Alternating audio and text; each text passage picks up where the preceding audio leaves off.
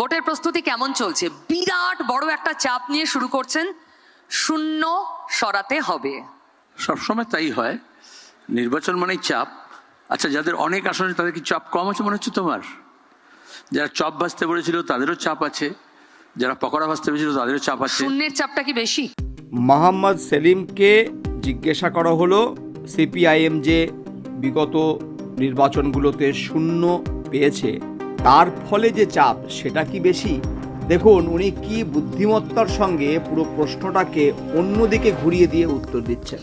অবশ্যই তাদেরটা বেশি হবে এই জন্যই যে 15 বছর ধরে 11 বছর ধরে প্রতিশ্রুতি দিয়েছিল 2 কোটি বেকারকে চাকরি দেবে, তারপরে বলেছিল 2 লক্ষকে চাকরি দিয়েই দিয়েছি, ডবল চাকরি হয়ে গিয়েছে। কিন্তু আদতে এখন তাদেরকেও মন্দির মসজিদ ছেড়ে বেকারদের কাজের প্রশ্নে বলতে হচ্ছে। মিথ্যা কথা দিতে হচ্ছে কিন্তু বলতে হচ্ছে, কাজের কথা বলতে হচ্ছে, শিক্ষার কথা বলতে হচ্ছে, কারখানার কথা বলতে হচ্ছে। এরাই কিন্তু 3 মাস আগে পর্যন্ত মনে করেছিল যে একাধিক মন্দির একাধিক মসজিদ করে পার পেয়ে যাবে। এই যে বামপন্থীরা লাগাতার আন্দোলন সংগ্রাম করে মজুরির কথা, শ্রমের কথা, জীবন জীবিকার কথা, জমির কথা, পরিবহনের কথা, স্বাস্থ্যের কথা এজেন্ডায় নিয়ে আসলো, আমাদের দেশে দক্ষিণপন্থার উত্থানের পর থেকে এসবগুলো ব্যাক বার্নারে চলে গিয়েছিল। যে কোনো নির্বাচনের জয় পরাজয় নির্ভর করে নির্বাচনের ইস্যু কি। বামপন্থীরা কিন্তু ভোটের ইস্যুটাকে রুটি রুজির মধ্যে নিয়ে আসতে পেরেছে। ধর্মীয় বিভাজনের যে ইস্যুটা এবারের বিধানসভা নির্বাচনে মুখ্য ইস্যু হয়ে উঠছিল সেটা থেকে মোড় ঘুরিয়ে মানুষের জীবন জীবিকার সংগ্রামকে মুখ্য জায়গায় নিয়ে আসতে পেরেছে।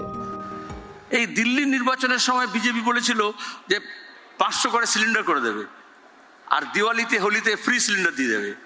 আর এখন যুদ্ধের পরে দেখা যাচ্ছে হরমুজ প্রণালীর পরে ব্ল্যাক মার্কেট হচ্ছে। সুতরাং বাস্তবতা অনেক কঠিন, তার সামনে দাঁড়াতে হয়। সিপিআইএম বা বামপন্থীরা সেই বাস্তবতার সামনে দাঁড়িয়ে আছে। খুব রাইট ওয়ার্ড, বাস্তবতা। আজকের বাস্তবতা 2 ফুল। এ বলছে আমি 1.5 দেবো, ও বলছে আমি 3 দেবো। আজকের বাস্তবতা সিপিএম কে ভোটটা দিতে পারি, আমার ভিতরে আছে লাল, কিন্তু দিলে নষ্ট হবে, তাই সিপিএম নয়, 2 ফুলের মধ্যে যে কোনো একটা বাঁচবো। এটা আজকের বাস্তবতা। প্রাসঙ্গিক হবেন কি করে? কেউ রবীন্দ্রনাথের বাংলায় বলছো যে বাস্তবতা হচ্ছে 2 ফুল। রবীন্দ্রনাথ বলেছেন তরঙ্গ ওঠে তরঙ্গ মিলাইয়া যায়, ফুল ফোটে ফুল শুকিয়ে যায়। বাস্তবতা কোনটা? সুতরাং তুমি একটা জায়গায় ধরে থাকতে পারো না। ইতিহাস বা রাজনীতি একটা জায়গায় দাঁড়িয়ে থাকে না। Politics is a dynamic subject, এবং সেটা মানুষের সমাজের অর্থনীতির বাস্তবতা কোথায় নিয়ে যায় তার উপর দাঁড়িয়ে রাজনীতিরা নির্ভর করে। শুধুমাত্র টাকা পয়সা দিয়ে বা ইলেকশনে মার্সিনারিজ ব্যবহার করে আইপ্যাকের মতো ভাড়াটে কোম্পানিকে দিয়ে খুব বেশি হলে মিডিয়া স্পেস কেনা যায়, কিন্তু রাজনীতিতে পার্মানেন্টলি কোনো একটা জায়গা তৈরি করা যায় না। কদিন আগে অপারেশন সিন্দুরের নামে বিশ্বগুরু লাফাচ্ছিলেন, আর এখন পাকিস্তানে বৈঠক হচ্ছে ইরান আর আমেরিকার। তাহলে বিশ্বগুরু কোথায় গেলেন?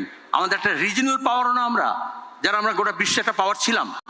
এই ইরানের আমরা বন্ধু ছিলাম, কিন্তু নেতানিয়াহুর সঙ্গে গিয়ে এপিস্টেন ফাইলে স্থান করে নিয়ে মোদিজি কি করেছেন? বিশ্বগুরু জায়গা কোথায় গেল? এখন আমাদের দেশের সম্মান কোথায় গেল?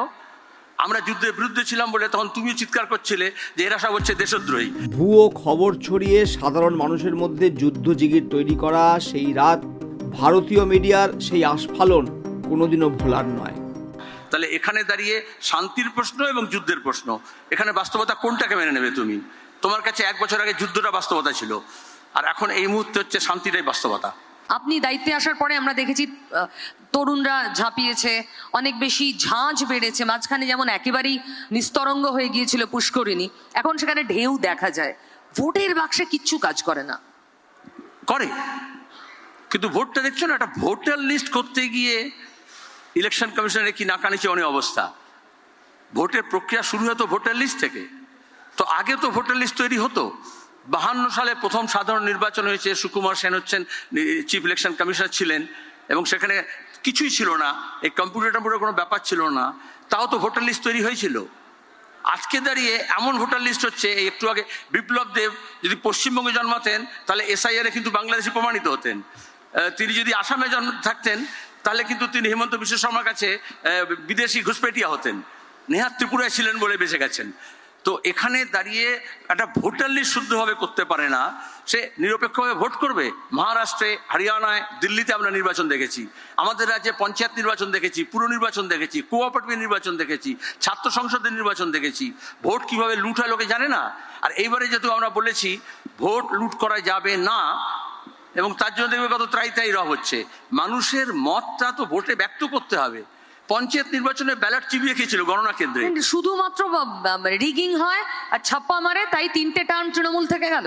আর কমতে কমতে একেবারে প্রায় শূন্যে বিলীন হয়ে যাওয়ার দশা লেফটের। এটা হয়, মানুষ চাইলে আপনারা থাকবেন না? এই গত 1 বছর দেখেছো যতগুলো মাদ্রাসায় স্কুলের নির্বাচন হয়েছে কমিটির, যতগুলো কোঅপারেটিভ নির্বাচন হয়েছে, এমনকি এমপ্লয়িজ কোঅপারেটিভ নির্বাচন হয়েছে, তৃণমূল তো ডাহা ফেল, বিজেপি তো ক্যান্ডিডেট দিতে পারেনি। কিন্তু মিডিয়া দেখবে এখন তোমরা বলবে মহারণ হচ্ছে। আসলে কাদের মধ্যে মহারণ হচ্ছে? আমরা এই মহারণের মাঝখানে একটা ক লাগাতে চাইছি। কটা উদয় হয়ে গেছে, করণের ক। পশ্চিমবঙ্গ বিধানসভা নির্বাচন মানে ছিল মহাকরণের যুদ্ধ, সেখানে কাজ এবং কটা উঠে গেছে, এখন মহারণ হচ্ছে। এটা নকল যুদ্ধ, WWF এর যুদ্ধ হচ্ছে। আচ্ছা সেলিমদা, আপনারা তো অনেক রকম চেষ্টা করছেন, মুখে যাই বলুন, কখনো হুমায়ুনের সঙ্গে মিটিং, কখনো নওশাদের সঙ্গে মিটিং, কিছুতেই দানা বাঁধে না। নওশাদ কখনো খেপে যাচ্ছে, হুমায়ুনের সঙ্গে তো আমরা জানি সম্পর্ক এখন চিরতার চেয়েও বেশি তেতো। কেন মানে এই এফার্ট গুলোর দরকার হচ্ছে কেন সিপিএম এর মতো দলের? তোমাদের জন্য আমার খুব মায়া হচ্ছে। মিডিয়া একদম বসেছিল যে একদম তুলকালাম হবে আলিমুদ্দিনে, এরকম কিছু ভাড়াটে লোকজন আছে, জেলখাটা একজন আসামিও আছে, মুখপাত্র বলে নিজেকে পরিচয় দেয়। কিন্তু দেখা গেল যে পশ্চিমবঙ্গে বিধানসভা নির্বাচনের প্রার্থী তালিকার পরে বিজেপির অফিসে তালা লাগছে, তৃণমূলের মধ্যে খুনোখুনি হচ্ছে, মারামারি হচ্ছে।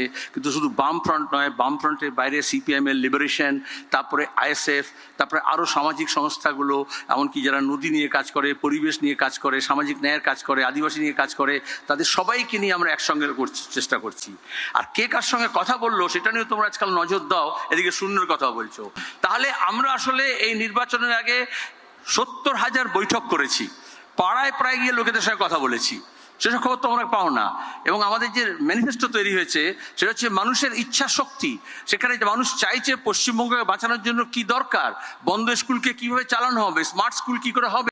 আমার একটাই প্রশ্ন, এখানে মোহাম্মদ সেলিম আছেন, মোহাম্মদ সেলিম অনেক রকমের চেষ্টা করছেন, তার মতো করে তিনি চেষ্টা করছেন, কিন্তু 2026-এ আপনাদের যেটুকু সম্ভাবনা ছিল, এমন এমন ক্যান্ডিডেট আপনারা কোথাও কোথাও দিচ্ছেন, সেই সম্ভাবনাটুকুও বিজেপির দিকে যাতে চলে যায়। তৃণমূল বিরোধী ভোট যতটুকু পাওয়ার চান্স লেফটের ছিল, বামের, সেটা রামের দিকে শিফট করার একটা তীব্র প্রয়াস, এই অ্যালিগেশন আপনাদের বিরুদ্ধে আছে।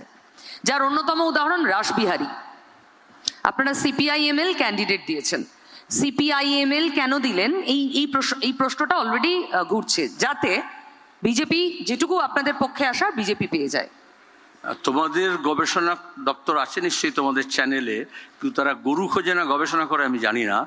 কারণ আমরা CPIML এর সঙ্গে, লিবারেশনের সঙ্গে সমঝোতা করেছি এবং আসন দেওয়া হয়েছে। আর এখানে দাঁড়িয়ে রাসবিহারীতে তো একতরফাভাবে তৃণমূল সমস্ত কি বলে পুরসভা দখল করেছে, সবকটা প্রতিষ্ঠান দখল করেছে।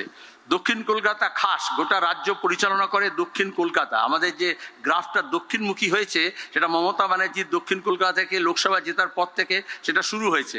এবং তারপরে দেখবে বিধানসভা থেকে জেতা, অ্যাসেম্বলি থেকে জেতা, দক্ষিণ কলকাতার 7টা অ্যাসেম্বলির MLA-রাই হচ্ছে সবচেয়ে বেশি মন্ত্রিসভায় আছে, সবচেয়ে বেশি চেয়ারম্যানগুলো আছে। তারপর দাঁড়িয়ে এরকম অবস্থা হলো যে CPIM কাকে ক্যান্ডিডেট করছে, লিবারেশনকে, আর তাতে বিজেপি জিতে গেল। তাহলে তৃণমূলটা এত অপগণ্ড হয়েছে, এত অপদার্থ হয়েছে যে CPIM কে ক্যান্ডিডেট করবে, তারপর ভোটের ফলাফল ঠিক হবে। একদিকে বলছো CPIM কোনো ভোট ভাগাভাগির গল্পই রাখতে চান না আপনারা। দাঁড়াও, তর্ক করছো, তর্ক কথা বলো। একদিকে বলছো CPM শূন্য, মানুষ কথা বুঝছে না, আপনাদের ভোট দিচ্ছে না, আর অন্যদিকে বলছে আপনি এমন একটা ক্যান্ডিডেট করে দিলেন যে কত পার্সেন্ট ভোট আছে আপনাদের সারা রাজ্যে? CPIM এর প্রভাবটা তুমি মানো, এক। আর দুই হচ্ছে কত পার্সেন্ট ভোট আছে এখন আপনাদের রাজ্যে? না, তোমার কথা বললে যে আমার ক্যান্ডিডেট লিস্ট দেখে সেই সম্ভাবনাটাও সমূলে কাটতে চাইছেন, এটাই অভিযোগ। 5% যাতে বিজেপির দিকে যায়, তাতে তৃণমূল ড্যামেজ হবে। আপনাদের পাখির চোখ তৃণমূলকে সরানো। আরে নিজেরা পারবেন না, আমি রামের সাহায্য। বিজেপির বিরুদ্ধে লড়তে গেলে পার্সেন্টেজ খেলে হয় না, তোলাবাজি টাকা দিয়ে লড়া যায় না, গুন্ডা বদমাইশ দিয়ে লড়া যায় না, একটা ইডিওলজি লাগে, পলিটিক্স লাগে, সেটা তৃণমূলের নেই। RSS এর শেখানো পথ ধরে বিজেপিকে হারানো যায় না। মোহন ভাগবতের কাছ থেকে নির্দেশ নিয়ে কখনো বিজেপি আটকানো যায় না। আজকে কেরালায় কেন বিজেপি জায়গা করতে পারলো না, আর এখানে দাঁড়িয়ে যেদিন থেকে তৃণমূল এলো সেদিন থেকে বিজেপি কি করে পথ করে নিল?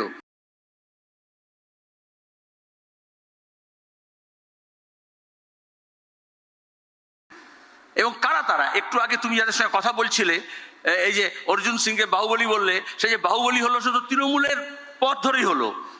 যে খুন হলো বিধায়ক, তার বউকে মমতা ব্যানার্জি বিধবা স্ত্রীকে তৃণমূল বানালেন, এমএলএ বানালেন, আর যার বিরুদ্ধে খুনের অভিযোগ তাকেও এমএলএ করলেন। তারপরে সেই মহিলাটা এখন কাঁদছে, কারণ মমতার কাছে সেটা অপংক্তেয়, আর সে এখন অন্যজন হচ্ছে বিজেপির বাহুবলী। সুতরাং এখানে পশ্চিমবঙ্গে বিজেপিটা কি? তৃণমূলের রিসাইকেল বিন থেকে বার করা, অরিজিনাল কোনো মাল নেই, সবই হচ্ছে একেবারে কাবাডি কার থেকে কেনা, একেবারে শুভেন্দু থেকে শুরু করে আর এই যা বিধানসভা তালিকা হয়েছে, একমাত্র সিপিআইএম এর ফ্রেশ ক্রপস আছে। সেলিম দা সুপার কনফিডেন্ট, কি হবে এবার লেফটের 26-এ কি হবে? 26-এ? আচ্ছা 77-এ তুমি ছিলে না? 77-এ যখন জরুরি অবস্থা ছিল আর ইন্দিরা গান্ধী যখন দাপট ছিল, তখন কেউ জানতো যে রায়বেরিলি থেকে ইন্দিরা গান্ধী হারবেন? তখন কেউ জানতো যে জনতা পার্টির সরকার হবে? তখন কেউ জানতো আধা ফাঁসিবাদী সন্ত্রাসের পরে 70-এর দশকের পরে পশ্চিমবঙ্গে বামফ্রন্ট সরকার হবে? রাজনীতিতে নাথিং ইজ ইম্পসিবল, আর এটা হচ্ছে পসিবল, যেটা সেটা করার চেষ্টা আমরা করছি। এবং সেখানে দাঁড়িয়ে মানুষ তিতি বিরক্ত। গত 15 বছর ধরে আমাদের রাজ্যে তৃণমূলের অপশাসন, আর বিজেপির 11 বছর ধরে এই যে তৃণমূলকে পোষা, সমস্ত যত মামলা বিচারাধীন থাকার কথা ছিল সবাই মুক্ত, সুদীপ্ত সেন থেকে শুরু করে পার্থ চ্যাটার্জি, অনুব্রত, সবাই মুক্ত মোদির দয়ায়, বিজেপির দয়ায়। সেখানে দাঁড়িয়ে জেল খাটলো দয়ায়। মানুষ একটা ভোটে বিজেপি এবং তৃণমূল উভয়কেই শাস্তি দিতে পারে, সেটা হচ্ছে বামফ্রন্টকে ভোটটা দিয়ে। জানি না সত্যি অষ্টম বামফ্রন্ট সরকার পসিবল কিনা।